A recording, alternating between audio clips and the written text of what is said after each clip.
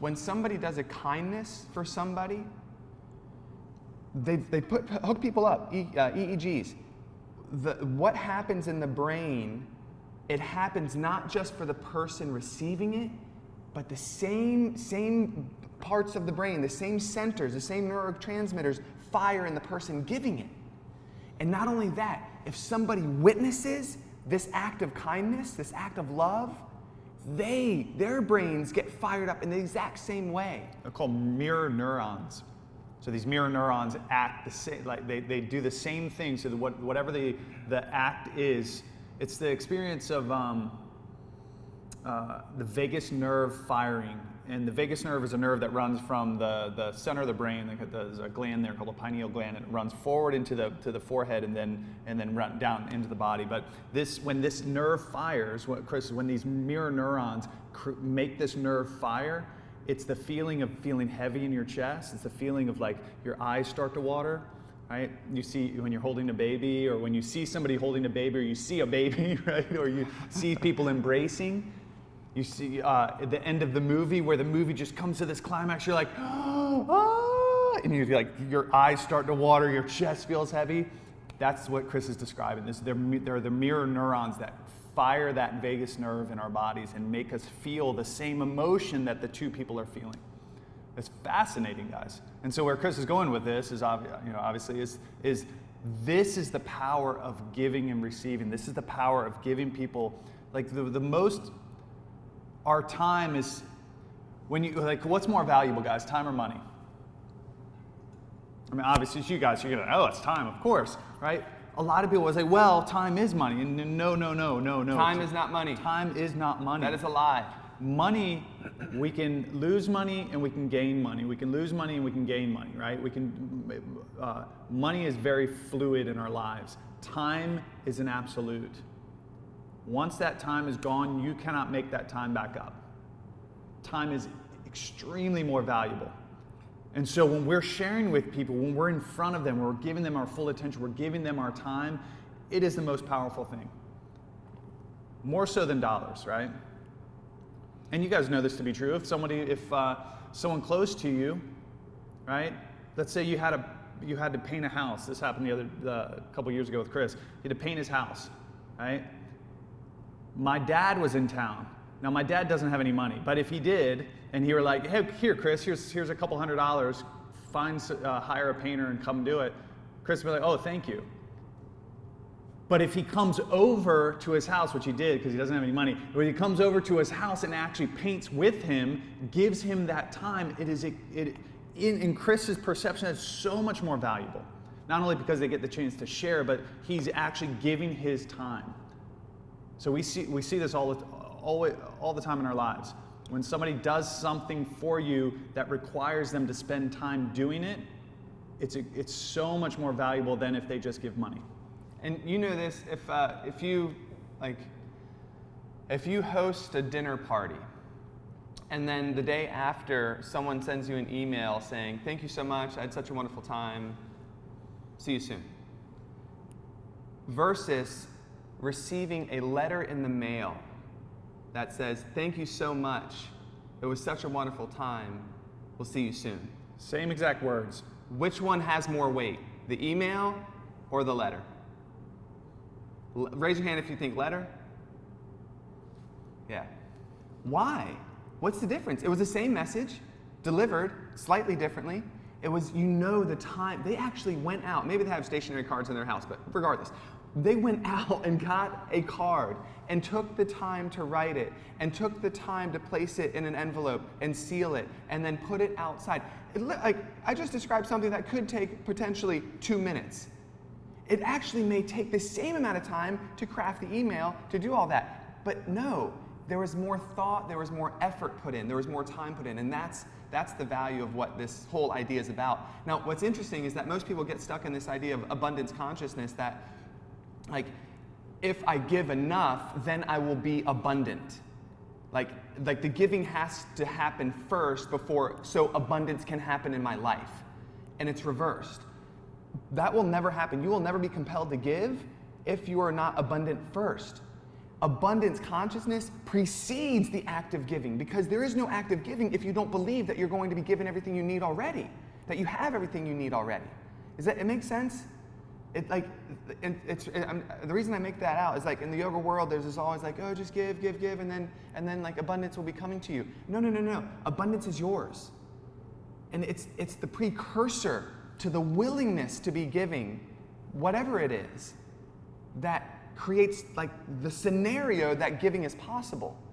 Abundance consciousness is not something you will eventually get. It's something that you believe in as a truth that then compels you to act in giving ways with the knowledge and the understanding and the belief that it will be returned in kind. Where we get tripped up with this is oftentimes there's a lag time between the act of giving and when you begin to receive it.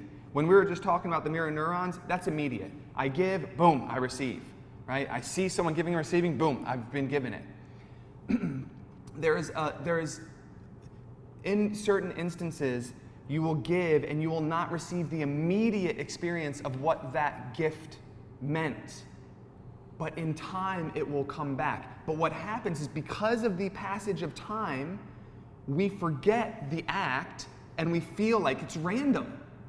Nothing is random. It is all this cause and effect. We're going to get into it in the book, but I'm kind of leaning into it, but it's the law of, it's what karma is. It's just cause and effect.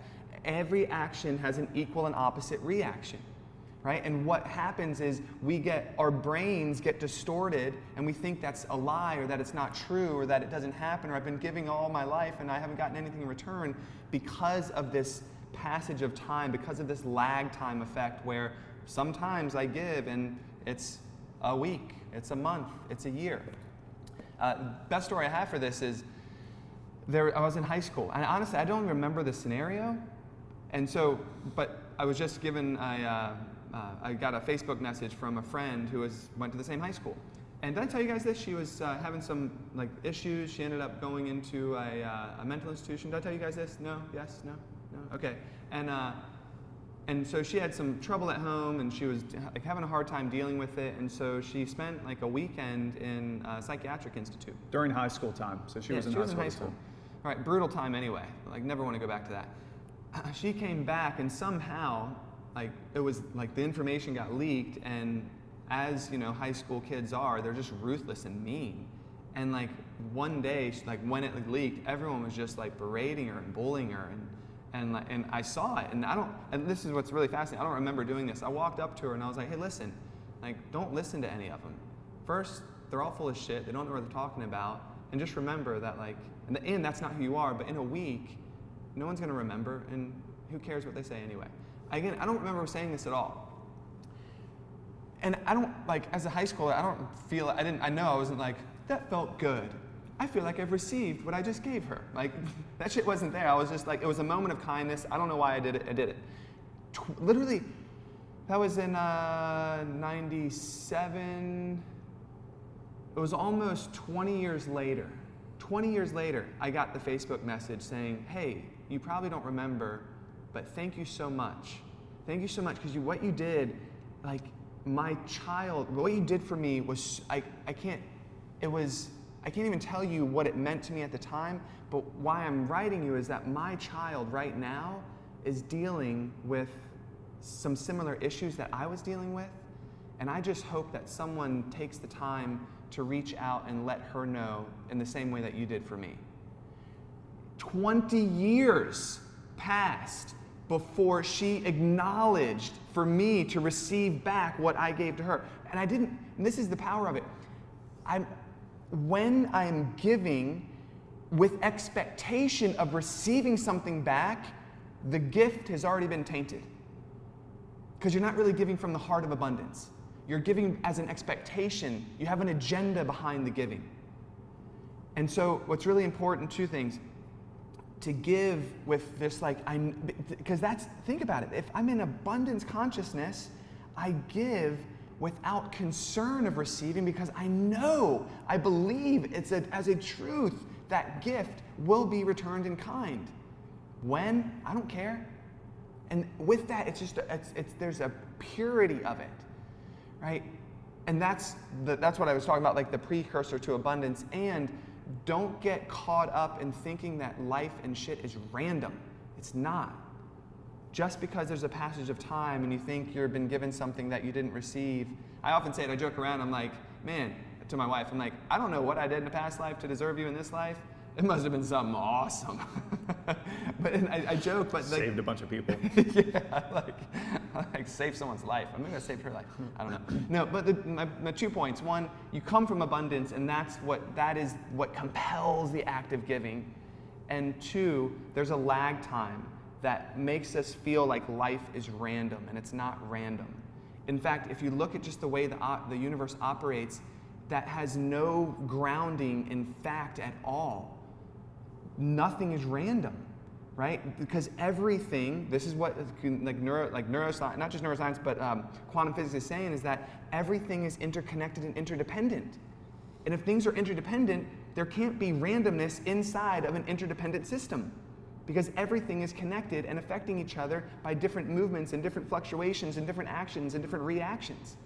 Randomness doesn't exist. It can't exist, because we are living in an interdependent system of energy that we call the world. Interconnected, yeah. Yeah. And so, guys, so Chris says that, and but I also want to be clear that the challenge for me personally, I can speak to Chris, of shifting into an abundance consciousness it wasn't something we were born with. So when we growing up, our father, first off, he was a professional artist, and he was gung-ho at being a professional artist and making that his work, which is totally cool, but he also, in order to make that work, he needed to really study marketing and advertising. He needed how do I get my work out there? Because he's really phenomenal, just a master at what he does. But if no one knows, then you're not gonna be able to sell it. He wouldn't be able to sell his work. Now the next thing is he and my mom decided to have 6 kids, right? Holy shit, there was a lot of kids. There was a lot of people in the house. And we lived in a 1,300 square foot house, guys. Little house, bunch of people. So we literally had a garden year round just to support all of us, to make sure we had enough food. My mom made her own bread and yogurt and granola, and which now is super hip, but back then it was like it wasn't that cool. Yeah, we'd be at school and we would keep our food inside the bag and just pull pieces off to eat it, because we didn't have the white Wonder Bread. Because no one wanted to share food with us. You know how hey, I got an app. No one wants a thick peanut butter and jelly sandwich. Peanut butter and jelly sandwich, just the bread really thick and all full hearty wheat, whatever it was, and so. And so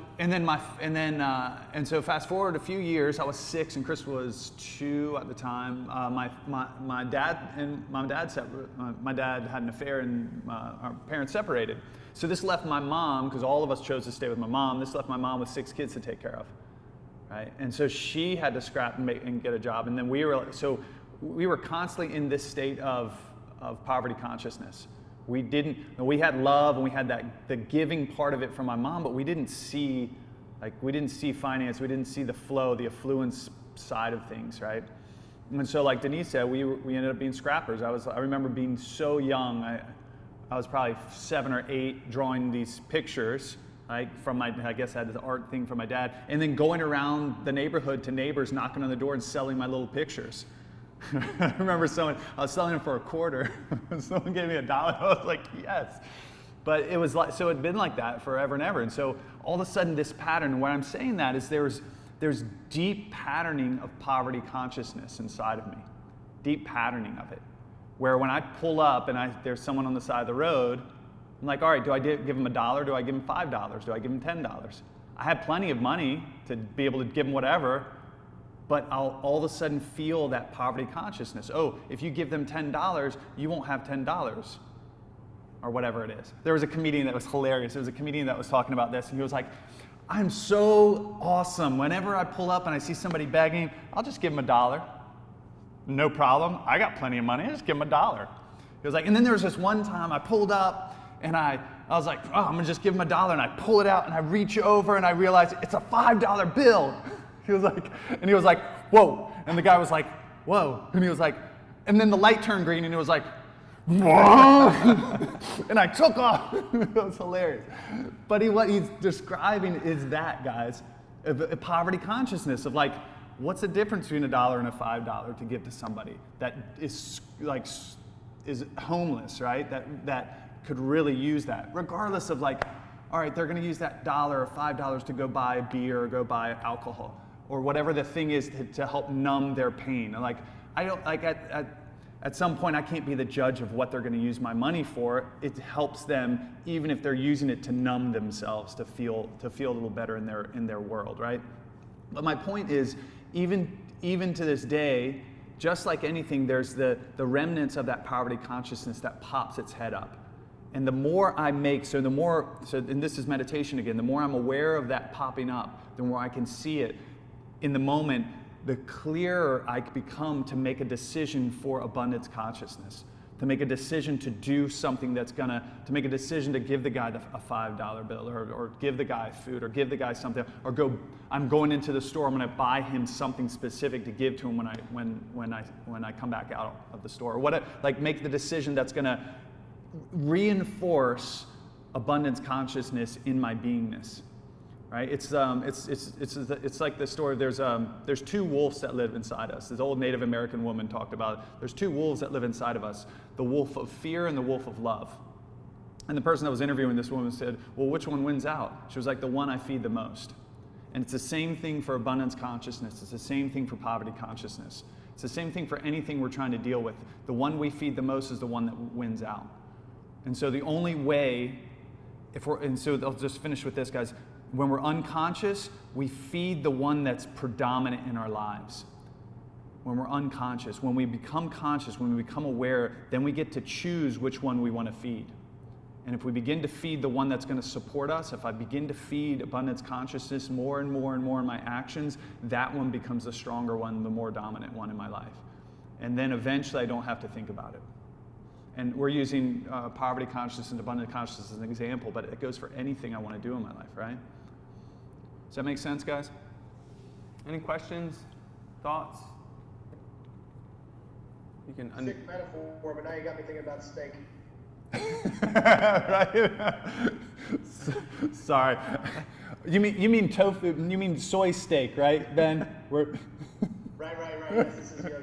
You mean soy? Yeah, steak made of soy or something. Grain steak. Any other thoughts, questions, comments about that? The last thing I want to say about it, if no one else does, if you do, just unmute and talk over me. It's cool.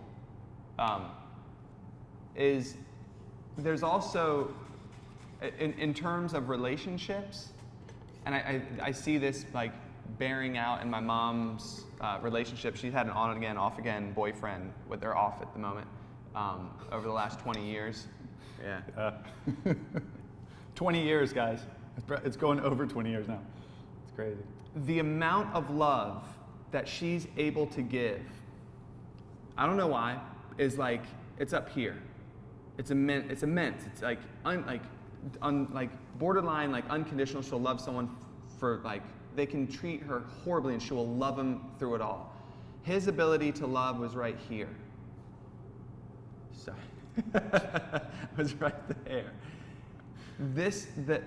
So look at it in the frame of giving and receiving. She's giving here, she's giving here, she's giving here, she's giving here. He can only give here, he can only give here, he can only give here. So there's an imbalance for her in what she wants and needs in her life, the amount of love that she's looking for. And he can't. I used to not like him, like I had some issues with him, and then I realized, oh, he just can't. He doesn't have the capacity to love as much as she loves. And until he works on himself in the way that we're like, through yoga, through meditation, he won't ever increase that capacity. And so what she has to come to grips with and get real, like clear on is she willing to be with someone who can only love her that much? You see what I mean? Like all of a sudden, the empaths, the people who want to give unconditionally are like, oh wait, if I just give, it'll all work out. I'll just keep giving and it'll all work out. I'll just keep giving and it'll all work out. And all of a sudden, the love in which she wants to receive isn't being reciprocated, not because he's not willing, he's just not able. And so, and this is really important with interpersonal relationships, we have to understand our boundaries too. The abundance consciousness is like, yes, I'm willing to give love, but if that love isn't being reciprocated from the person, whether they're unwilling or unable to, if it's not right for you giving more and more, if you know in your heart and your mind you want more out of this relationship, one of two things has to happen. You have to communicate it, or you have to, and after you communicate it, if they're still not able to, or they're just not willing, then maybe the relationship has to end. But all of a sudden you think, well, maybe I could have done more, I could have tried more, if I just gave more, if I just did more. No, maybe not. But this is what's really important, because all of a sudden you'll take, this is what, like, it pisses me off more than anything, and like, we take these like spiritual concepts that yoga promotes all over the place, and then we twist it, and we live in misery because we think this is what we should be doing, because I learned about abundance consciousness, and I learned if I just keep giving love all the time, everything will be given to me. Whoa, whoa, whoa. In a relationship, yes, but you have to understand the type of relationship you want, and to know that when I'm like invested 100%, if the other person's only invested in 70%, whether they're able or whether they're willing, or whether they're not able or not willing, we have to make sure we're putting boundaries in place so that we're living in a relationship that is fulfilling for us and what we see. And there's no right or wrong with this. You know, my mom, I don't fault him anymore. I can't, because she's willing to jump back into the relationship over and over and over again in the hopes that he's changed, and he hasn't. And I can tell you he hasn't, and she knows he hasn't, because he hasn't done the work.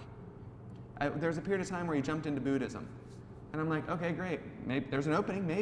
Maybe they teach some good stuff. But you know, my mom was like, oh, he's changed. He's a Buddhist now. He's meditating. No, he's not. He's learning information that he's still not willing to apply. Information alone is not enough. We must apply. It's in the application, the experience of the information that we're learning, that change happens in our lives, that our capacity to love more, to do more, to be more actually increases without the application. And that's what was missing with him. He's not applying what he's learning. He's just learning it, and it makes him feel all great. It's like, sorry for the crassness, it's like spiritual masturbation, right? It doesn't produce anything. Right? Feels good. We have all these high-minded conversations until we have the experience of that which we're teaching. Until we sit on our meditation cushions, until we get on our mats, we don't know the power of what yoga has to offer because we haven't experienced it directly. Does that make sense? Really important. Yeah. Oh, goodness. Okay. I can't see this video. Yeah, no, I'm not sure. He can't see this video. Is everyone okay? Everyone's good? In the chat, there's something going on. Just let me know. Anyway, everyone's good? Does that make sense? It's really important, because in relationships, man, it's gray enough anyway. It's hard enough anyway. Please recognize the boundaries that need to be in place in your relationships for you to feel and receive what you're looking to receive in a relationship. And that, like, you just gotta put the boundaries in place. Cool? Make sure you're being filled. Yeah. So I have something to question. Yeah. Okay. So my little brother, I think he's a lot like your mom's boyfriend. Over Christmas, we had like this really tough heart-to-heart because he was deeply sad, and I noticed like he just wasn't himself. I think he's like struggled with depression. He like opened up to me, and he talked about his lack of capacity to love. And he was like, something that he said broke my heart. He was like, I don't think I could ever love you as much as you love me, like talking to me, and I love you more than anything in the world. And I was like, oh, like, cause I am an imp. Like I give, I love so hard, it just comes. And I didn't even know people couldn't. I didn't even know that like people have less of a capacity to live. And so like, I want to help him. I don't know how to bring him to yoga, or like what's like, if you could be your mom's boyfriend's big sister who cares about him and wants him to grow in love and be able to love more, like where would you start?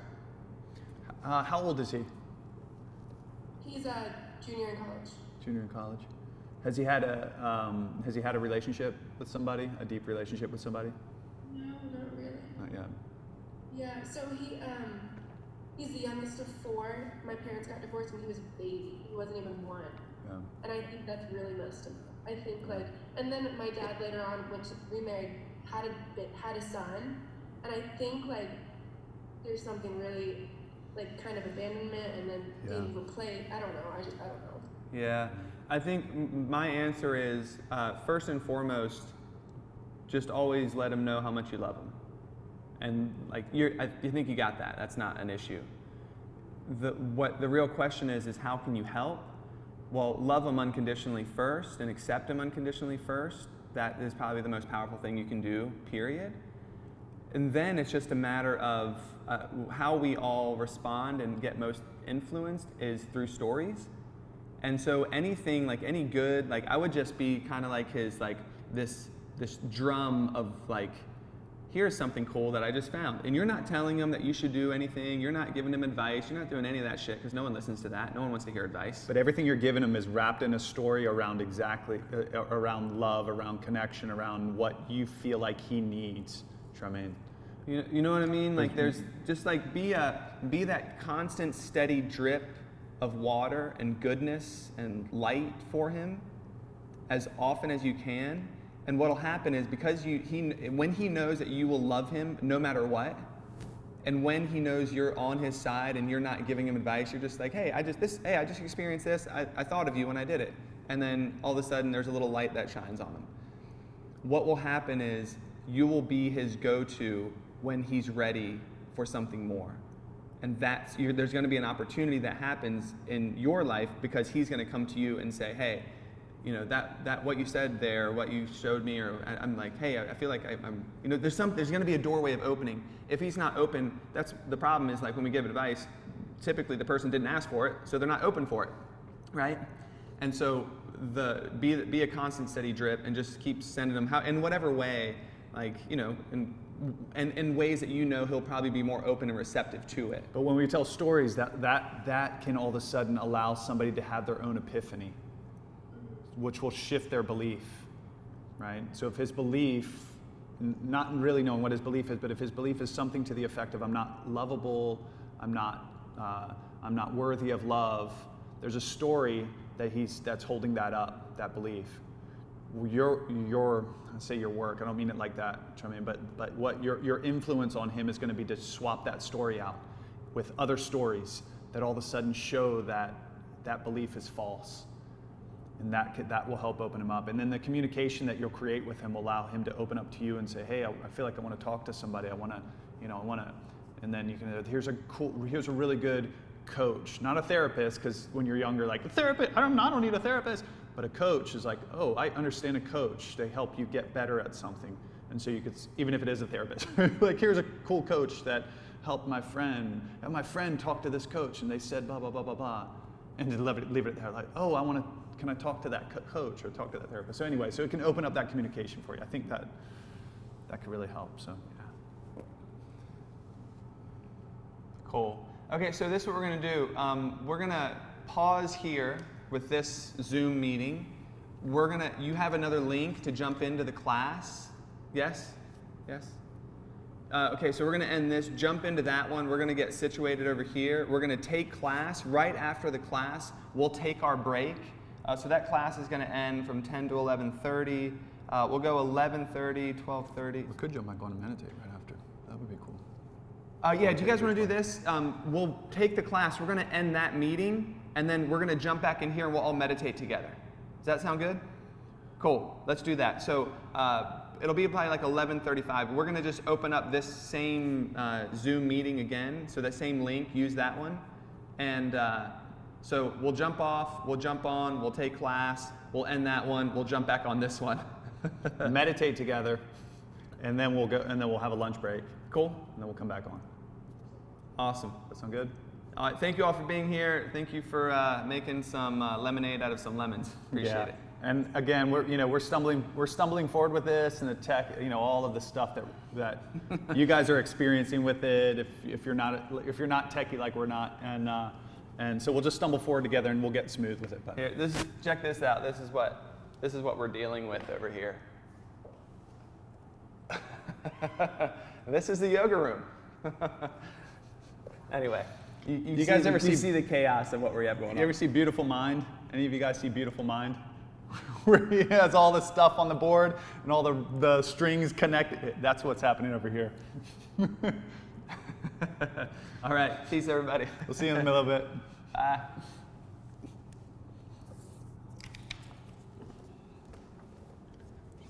Do you want to move or you want to teach? Oh, whatever you want to do, dude. I don't care. You want to flip a coin? Yeah. Our phone should have an app that has a random coin flipper. Who carries coins anymore, Chris? This isn't the 1920s. No, John. I'm gonna get on just so people know we're doing it. Cool.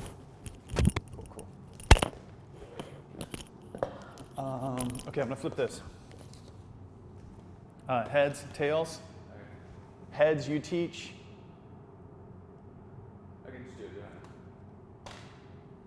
What does that mean? You teach. What's that? You teach. Okay, cool. And I'll teach tomorrow.